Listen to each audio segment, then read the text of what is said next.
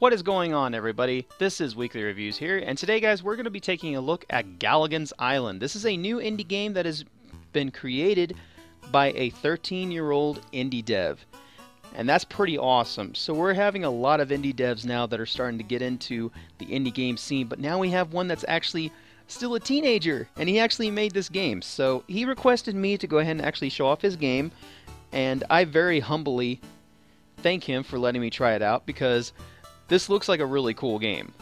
And one of the things that I absolutely love is that a lot of you indie devs out there that have been asking me to show off your games and just coming by, even just one or two comments from just the devs themselves, it makes me feel so good to be able to even just show off the game and for you guys to see my expressions or just hear my impressions about it. It really makes me feel glad to do that. But anyway, I'm rambling on. Let's go ahead and start his game known as Galagan's Island. So, let's get started. So this is a kind of game that, in a way, actually follows after another game that I showed off that was from Two Awesome Studios. And it kind of has like the same kind of style in a way, because you're having to shoot down enemies, but you're also, instead of having the barrier thing like how I showed in the last game, for Dimension Drive, this one actually has it so that you have a certain amount of time that you have to make sure that to cool down your weapon.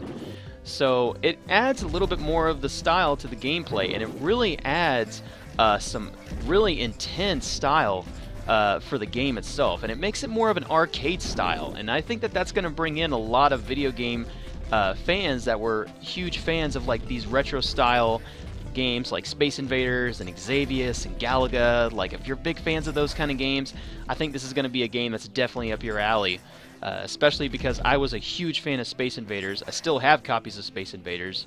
I have a Space Invaders Extreme and Space Invaders Extreme 2, both amazing games, and I think this is kind of like a retro calling to those kind of games, and it's a very awesome kind of concept on how he did this, because again, you have it so you have to actually cool down your ship to make it so that you can be able to fire more at these enemies, but at the same time there's lots of stuff in the environment that can still harm you. I mean, not just the bullets that are there, you can actually shoot at the bullets to be able to take them out before they get you, but then again, you have to be very careful with the amount of time you keep firing, because again, you have to make sure that you cool down your shots, because if you don't, your entire ship will overheat and make it so that you cannot shoot anymore. Now, of course, the cool thing is this demo actually makes it so that we have a good amount of lives, so even if we die, we'll be able to respawn a whole bunch of times. So this is a little bit of a different game than I'm used to showing, but I mean, it's the thought that counts. I mean, this fine young gentleman went ahead and asked me, out of the kindness of his heart, to go ahead and show off his game after I showed off Dimension Drive, and I very happily accepted, because that's one thing I gotta tell everybody, is I'm not a person that's going to be subjected to playing specific games. Now, I mean, I know I just showed off I showed off 2 shooters already, but basically, I mean, guys, it's just, if it's a shooter or if it's a platformer, if it's an indie game in general, I will show it off, and I will do everything I can to possibly show it and share it to as many people as I know possible. And the thing is again, I love indie gaming. I love being an indie supporter. I love helping out these small companies, even if it's only just giving $20, even if it's $30, to be able to help them make their game become a possible thing. Because it makes me feel good inside to be able to do something out of just kindness like that, because that's what we need nowadays for gamers again. Gamers themselves need to be able to take chances with certain games, and that's including indie games too, because there are some very good ones out there.